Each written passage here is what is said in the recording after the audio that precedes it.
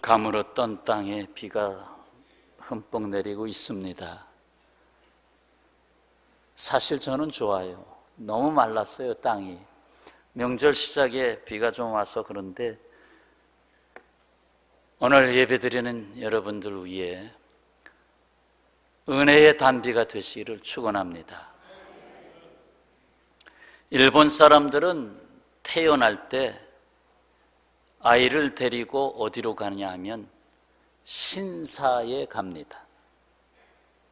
거기 가서 절을 하고 그 마칠 때는 박수를 2번인가 치는 걸로 알고 있어요.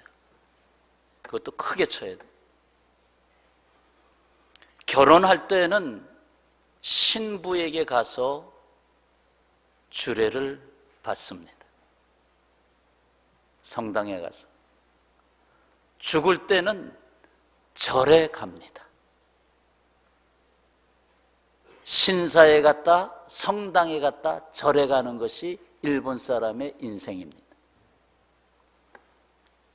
신사는 사실상 갖가지 신을 모신 만신을 모신 곳입니다. 사실 토속신앙이지요. 토속신앙의 특징은 계약이 없어요. 약속이 없어요. 책임이 없어요. 신도 책임 없고 그것을 섬기는 사람도 책임도 없고, 다시 말해서 관계성이 없다는 거지요. 관계성이 없는 신앙, 과연 신앙입니까? 그래서 오히려 불신자라고 말할 수 있습니다. 살다 보니까 두렵고 불안하고 하니까 아무거나 걸려라. 어느 신에든지 걸렸으면 좋겠다. 이것은 오늘날 살아가는 일반 사람들의 심리입니다. 종교적 심리. 그러나 신앙은 없는 겁니다. 바로 그런 사람 중에 하나가 아브라함입니다. 그런 아브라함을 하나님이 택하셨어요. 부르셨어요. 자, 오늘부터 우리는 제단이라고 하는 단어가 붙은 5곳을 순례할 겁니다. 5번의 제단을 쌓는 일이 아브라함의 인생에 함께 하는데, 그것이 아브라함의 인생에 어떠한 의미를 던져주고 있는지, 또 우리에게 어떤 말씀을 주고 있는지, 이 제단을 쌓는다고 하는 것은 결국 예배를 드리는 거 아니겠어요? 하나님 앞에 예배를 드리는 것입니다. 아브라함, 불신자였던 그저 한 가정의 큰 아버지가 될 사람. 그래서 아브라함의 뜻이 큰 아버지의 뜻입니다. 큰 아버지.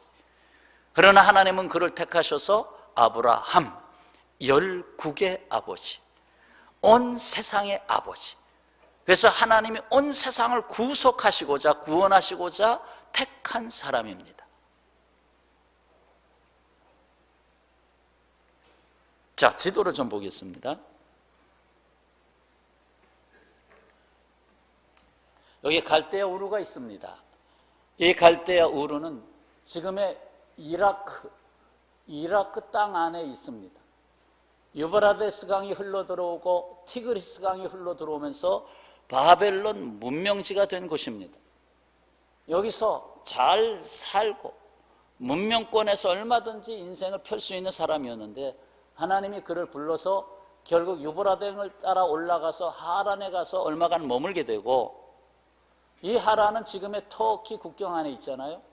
이 하란에서 시리아를 거쳐서 이스라엘로 들어옵니다. 가나안 땅이죠. 여긴 지중해고, 여기는 이집트고, 여기는 출애굽 경로가 있었던 광야고. 자, 그러면 이 부분을 크게 보겠습니다. 자, 여기 세겜으로 들어왔습니다. 세겜, 첫 번째 제단. 베델, 2번째 제단. 헤브론, 3번째 제단. 여기 보세요. 4번째 브엘세바, 4번째 제단. 그리고 5번째 제단은 모리아산에 있습니다. 모리아산은 예루살렘입니다. 이렇게 해서 이 5번의 제단을 한 달여 동안 함께 갈 겁니다. 이 제단을 가는 동안 우리는 영적 부흥을 일으켜야 됩니다. 예배하는 자로서, 제단을 쌓는 예배하는 자로서 점점 아브라함의 인생을 모리아산까지 가서 가장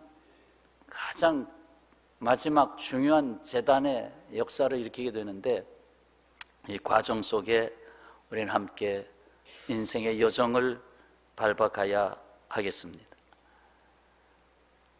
자, 그러면 오늘 첫 번째 세겜 제단에 속한 말씀입니다. 먼저 하나님의 말씀이 아브라함에게 임했습니다. 1절부터 3절까지의 말씀이 그겁니다. 1절부터 3절 말씀이 임했다. 자, 따라서 하시죠. 말씀의 하나님, 말씀하시는 하나님. 나의 하나님, 우리의 하나님은 말씀하시는 하나님입니다.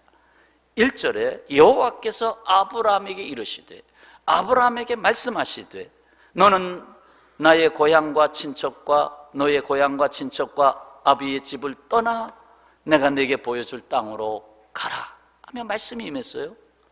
그리고 너로 큰 민족을 이루고 내 이름을 창대케 하고 너는 복이 될지라.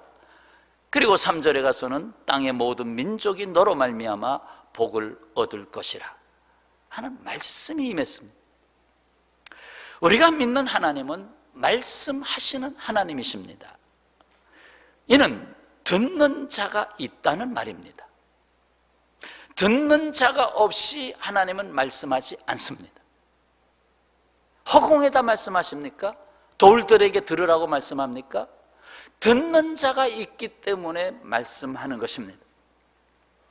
그렇다고 하나님의 말씀을 누구든지 다 듣는 것이 아닙니다. 오늘 여기에 나와 계신 분들 중에서도 오늘 말씀을 듣지 않는 분이 계실 겁니다. 다 말씀을 듣는 것은 아닙니다. 들을 귀가 있는 자가 듣는 것입니다. 예수께서 말씀하십니다. 마가복음 4장 9절 말씀, 이르시되 들을 귀 있는 자는 들으라. 누가복음 8장 8절, 더러는 좋은 땅에 떨어짐에 나서 100배의 결실을 하였느니라. 이 말씀을 하시고 외치시되, 매우 중요하니까 외치시겠죠. 외치시되 들을 귀 있는 자는 들어라 하고 외쳤어요. 들을 귀 있는 자는 들어라. 내가 한 말을 받을 자는 받아라, 그 말이죠. 들을 귀는 하나님이 지으시고 하나님이 주신 것이, 귀가 열리는 것도 하나님의 은혜입니다. 귀가 열리는 것이 은혜예요. 전부 은혜를 받으려면 귀가 열려야 돼요. 하나님은 가나안을 목전에 둔 이스라엘 다음 세대, 결국 광야에서 성장하고 태어난 세대, 그 다음 세대에게 주신 말씀이 신명기입니다. 그 신명기서를 모압 땅에서 이렇게 다음 세대에게 말씀합니다. 그런데 이것은 너희 아비 세대가 왜 가나안 땅에 들어가지 못하고 이 광야에서 다 죽었느냐 하는 근거가 되는 말씀입니다. 신명기 29장 4절에 그러나 깨닫는 마음과 보는 눈과 듣는 귀는 오늘 여호와께서 너희에게 주지 아니하셨느니라. 부정이에요. 주지 아니하셨느니라. 참 안타까운 말씀이에요.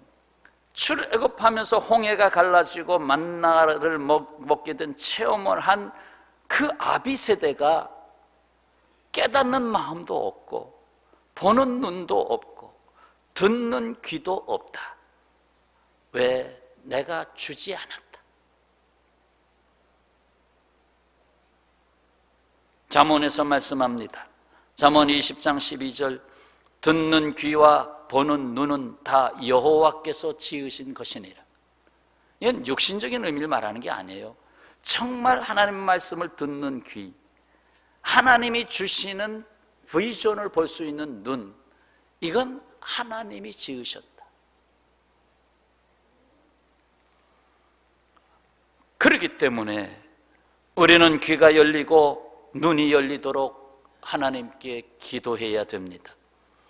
어느 때부터인가 우리는 기도할 때 주시옵소서, 주시옵소서 하는 기도만 많이 해왔습니다. 그러나 우리는 열리게 하여 주옵소서, 내 귀가 열리게 하시고 내 눈이 열리게 하여 주옵소서 하는 이 기도를 더 우선해야 할 줄로 믿습니다. 하루는 예수께서 더러운 귀신 들린 아이에게서 귀신을 쫓아내셨어요. 근데 그 귀신에게 뭐라고 말했느냐 하면 마가복음 9장 25절에 말 못하고 못 듣는 귀신아, 귀신을 향하여 너 말 못하고 듣지 못하는 귀신아, 이 아이에게서 떠나가라 하고 명하셨어요. 그러니까 이 귀신은 듣지 못하는, 귀가 없어요. 듣지 못하는 귀신, 입이 없어요. 무슨 얘기입니까? 듣지 못하면 말을 못하게 돼 있어요. 어린아이들이 태어날 때 귀가 먹어서 태어나면 말을 못 배우잖아요. 하나님의 말씀을 듣지 않게 방해하는 존재가 귀신입니다. 마귀입니다. 마귀 쪼무레기들이 귀신 아니에요. 그러니까 귀신이 역사해버리면 말씀을 닫아버리는 거예요. 그러나 하나님은 성령의 역사를 통해서 귀를 열게 하시는 거예요. 성령의 역사를 통해서. 그리고 듣는 자를 통해서 하나님이 하시고자 하시는 역사를 이루시는 것입니다. 결국 그 갈대아 우르에서 귀가 열리는 자를 하나님이 정하신 거예요. 그 많은 사람 중에서 귀가 열리는 사람, 바로 아브라함. 그에게 말씀이 들어갔고 그 말씀을 따라 이제 여정이 시작됩니다. 말씀이 들려왔고 말씀을 따르는 자의 여정이 시작됐다. 그것이 4절 5절 말씀입니다. 이에 아브라함이 여호와의 말씀을 따라갔고, 말씀을 따라갔고, 아이들이 이 세상에 어린아이로 태어나서 평생 배우는 게 뭡니까? 따라가는 거 아니에요. 부모님을 따라가다, 선생님을 따라가다, 친구를 따라가다, 그 다음 책을 따라가다, 너무 따라가잖아요. 근데 정말로 우리가 따라가야 될 게 뭐냐? 말씀을 따라가야 됩니다. 그래서 말씀을 따라 아브라함이 출발했죠.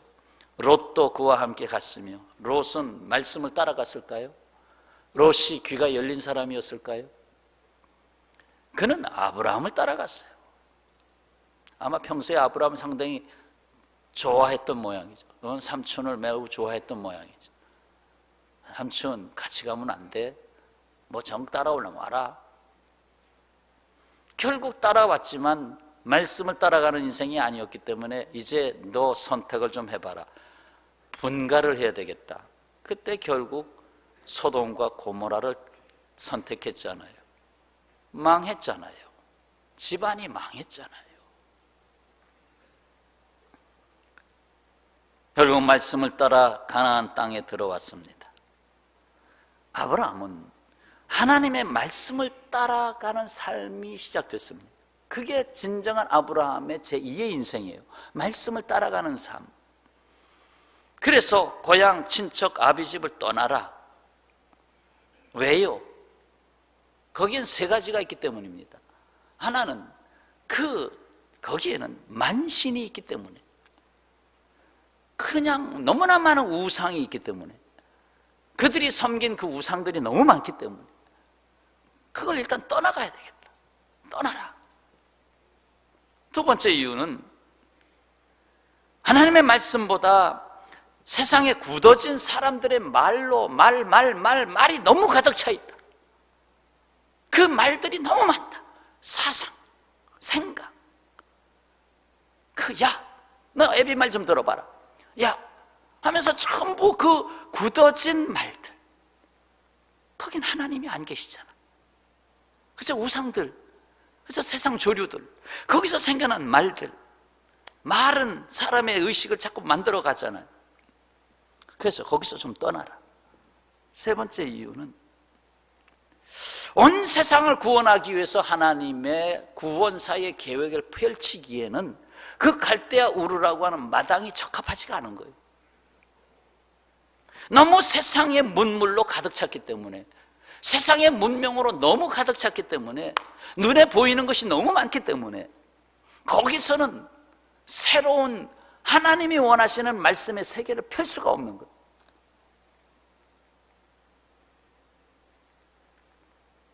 물론 오늘날 같이 기독교가 벌써 이해가 많이 되었고 그런 상황 속에서는 도시 선교 많이 해야 돼요. 그러나 이때는 지금 복음이라는 것이 만들어지고 있는 때이기 때문에 새로운 산실이 필요했던 거예요. 그 산실이 가나안 땅이에요. 아직 미개척의 땅, 가서 우물도 파야 되고 농장도 만들어야 되고 다 미개척의 땅. 거기서 하나님은 시작을 하시게 하는 거예요. 이 세상은 우리를 붙잡고 놓아주지 않으려고 하지만 이를 뿌리치고 떠나야 합니다. 비로소 하나님의 뜻하신 말씀을 이루어 육신이 되어버린 세상을 구원해서 영적으로 다시 일어나 행복을 알게 하는 세상으로 인도받게 해야 됩니다. 이러한 역사는 오직 하나님만이 하실 수 있는 하나님의 구원이에요. 이에 영적으로 하나님과 관계가 지속되지 않으면 이것을 이룰 수가 없어요. 하나님과의 관계성이 계속되지 않으면 절대로 하나님의 뜻하신 걸 이 세상 땅끝까지 이룰 수가 없어요. 그 관계성을 계속 이어가는 데에 핵심적인 것이 제단입니다. 오늘의 말씀으로 예배입니다. 예배의 자리, 주님을 만나는 만남의 자리, 구약 성경에는 만남의 장소, 그것이 성막이었어요. 성막이란 그 히브리 말의 개념이 만남의 장소예요. 그러므로 하나님은 아브라함을 평생 평생의 제단으로 이끄셨어요. 그래서 가는 곳곳마다 아까 지역이 나왔죠. 가는 곳곳마다 거기에 제단을 쌓았던 거예요.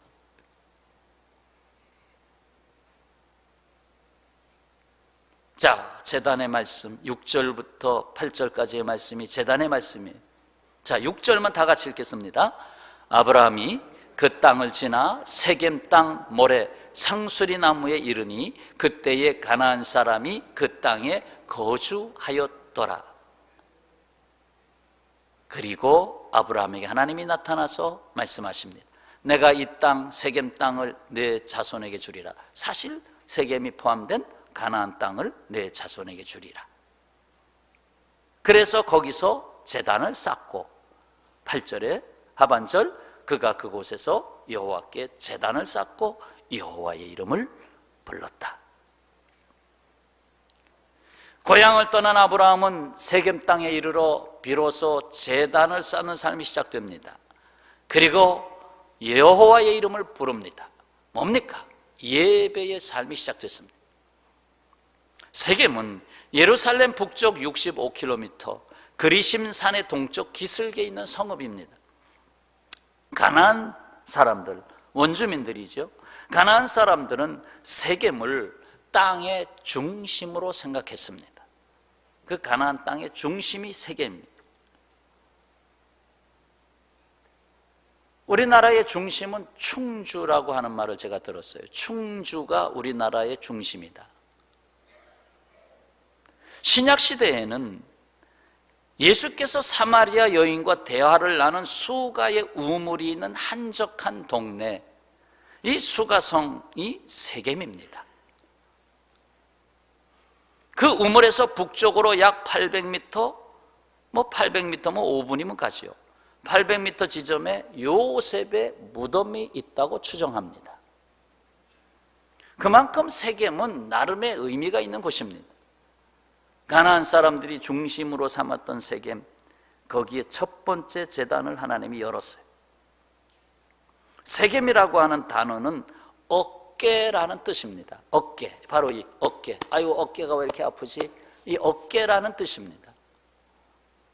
여기서 아브라함 그냥 아브라함으로 그냥 이름을 그냥 계속 부르겠습니다. 나중에 이름이 바뀌지만 이 아브라함의 어깨에 새로운 거룩한 짐이 지워졌음을 깨닫게 합니다. 이제 내 인생, 나의 삶의 시작에 새로운 어깨가 부여됐다. 아휴, 내가 살아가는데 왜 이렇게 어깨가 무겁지? 그게 뭡니까? 세상의 짐이잖아요. 인생살이의 짐 아니에요. 근데 이 세겜에 머물면서 어깨, 하나님, 내가 이 제단을 쌓고 주님 내게 말씀하시고 내가 여호와의 이름을 부릅니다. 여기서 하나님은 나에게 거룩한 짐을 질 수 있는 새로운 어깨를 깨닫게 하시네요. 바로 예수 그리스도께서 십자가를 지고 올라가기 시작한 바로 그 어깨에 십자가를 지신 그 장면을 연상케 합니다. 또한 6절에서 읽었듯이 세겜 땅 모래 상수리 나무에 이르니, 왜 그걸 강조했을까? 왜 상수리 나무를 강조했을까? 그 모래라고 하는 것은 지명 이름입니다. 지명, 고유명사예요. 그러니까 세겜 땅 중에 모래라고 하는 조그마한 지역에 상수리 나무가 있었다.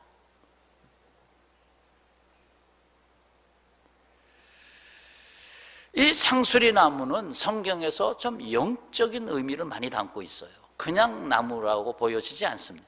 영적인 개념을 담고 있어요. 조금 더 깊이 비유한다면 십자가를 비유할 수 있는 나무입니다. 아브라함은 바로 이 상수리 나무에서 지난 과거를 청산합니다. 지난 과거의 삶을 거기다 묻는다는 얘기입니다. 묻는다는 개념이 어디서 나왔느냐 하면, 후에 아브라함의 손자 야곱이 베델에서 제단을 쌓으려고 가던 중에 집안 사람들과 함께 했던 사람들에게 이방 신상들을 다 거두어라, 당신들의 몸에 지니고 있는 귀걸이도 다 거두어라. 이제 귀걸이가 이제 이방적인 그런 이제 색채가 있었기 때문에 그것도 다 거두어라. 그래서 그 다 거둔 것을 세겜 근처, 창세기 35장 4절 하반절에 야곱이 그것들을 세겜 근처 상수리 나무 아래에 묻고, 상수리 나무 아래에 묻고 갔다. 우리가 신약의 의미로 바꾸면 십자가 아래 묻고, 우리의 인생에 지난 과거의 모든 죄와 허물들을 십자가 아래 묻고 거기에 피로 덮으셨죠. 이에 지금 우리에게 들려주시는 말씀, 그런즉 누구든지 그리스도 안에 있으면 새로운 피조물이라. 이전 것은 지나갔으니 보라, 새 것이 되었도다. 아멘. 상수리 나무 아래에 묻고 가셔야 됩니다. 이제 아브라함은 세겜 제단을 쌓고 여호와 이름을 자신의 이름 앞에 두게 됩니다. 여호와 이름 때문에 살아가는 삶. 8절의 말씀, 여호와께 제단을 쌓고 여호와 이름을 부르더니 하면서 그의 여정이 계속됩니다. 여기 예배하는 삶으로부터 모든 힘을 얻기 때문입니다. 다른 말로 주님 앞에 늘 나가야 되는 거예요. 그래요 주님, 주님밖에 없어요. 또 주님 앞에 가서 내려놓고 쏟아놓고, 지난 금요일 구역예배 드리셨나요? 구역예배 때 그 말씀 나왔잖아요. 갈멜살 제단에 물 12통을 쏟아 부었다. 다시 한국교회가 눈물을 쏟아 부어야 된다. 내가 제단에 눈물을 쏟아 부어야 된다. 오직 주님 앞에 나가 내가 쏟을 것 다 쏟고 주님으로부터 힘을 얻고 주님의 인도하심을 받아야 합니다. 이것이 영적 부흥입니다. 그의 나이는 점점 늙어갔지만 그럴수록 여호와 하나님은 아브라함의 힘이 되었습니다. 나이가 자꾸 들어가는데 오히려 제단의 역사 점점 가면 갈수록 자기 힘으로 살지 않고 오직 여호와 하나님의 힘으로 살아가는 것을 점점 더 깨닫게 하십니다. 그렇습니다. 그래서 우리가 인생 중에 항상 불러야 할 노래, 나의 힘이신 여호와여, 내가 주님을 사랑합니다. 나의 힘이신 여호와여, 내가 주님을 사랑합니다. 따라서 하시죠. 나의 힘이신 여호와여, 내가 주를 사랑하나이다. 아멘. 이사야서 40장 30절, 소년이라도 피곤하며 곤비하며 장정이라도 넘어지며 쓰러지되. 피곤하시죠? 인생 살아가는 거 피곤하시죠? 아닌 분 손 들어주세요. 피곤하시죠? 육신적으로는 피곤할 수밖에 없어요. 또 육신으로 마음을 끌고 가면 더 피곤할 수밖에 없어요. 그 다음 절에 해답이 있어요. 이사야 40장 31절, 오직 여호와를 앙망하는 자는 새 힘을 얻으리니, 오직 여호와를 앙망하는 자는 새 힘을 얻으리니, 오직 여호와께 제단을 쌓는 자는 새 힘을 얻으리니, 독수리가 날개치며 올라감 같을 것이요 다른 박질하여도 곤비하지 아니하겠고 걸어가도 피곤하지 아니하리로다. 왜? 여호와 이름이 내 앞에 있으니까. 나를 구원하신 예수 그 이름이 내 앞에 있으니까.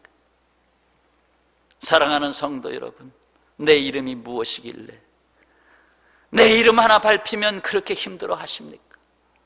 주님은 밟히고 찢어지고 죽으셨어요. 하나님 더 밟으세요. 따라서 하십시오. 주여, 내 이름 더 밟으세요.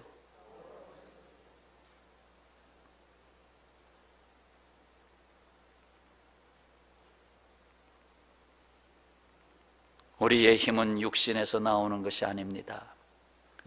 영적인 힘에서 나오는 겁니다.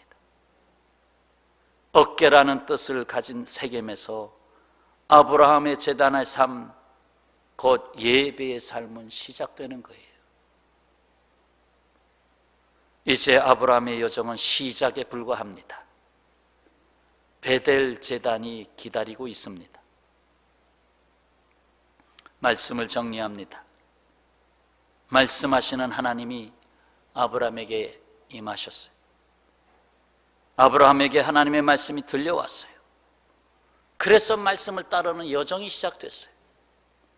이를 위해서 하나님은 아브라함을 평생 예배하는 제단으로 이끄셨어요. 여기로부터 항상 모든 힘을 얻기 때문입니다. 여호와 이름을 부른다, 곧 찬송이에요. 여기서 우리가 부를 노래가 있는 것입니다. 나의 힘이 되신 여호와여. 할렐루야. 우리는 아브라함이 앞으로도 쌓을 나머지 4가지 제단들로부터 우리에게 말씀하시는 하나님의 말씀을 들을 겁니다. 그날의 목적지에 이를 때까지 달려갈 길을 달려가시기를 축원합니다. 기도하겠습니다.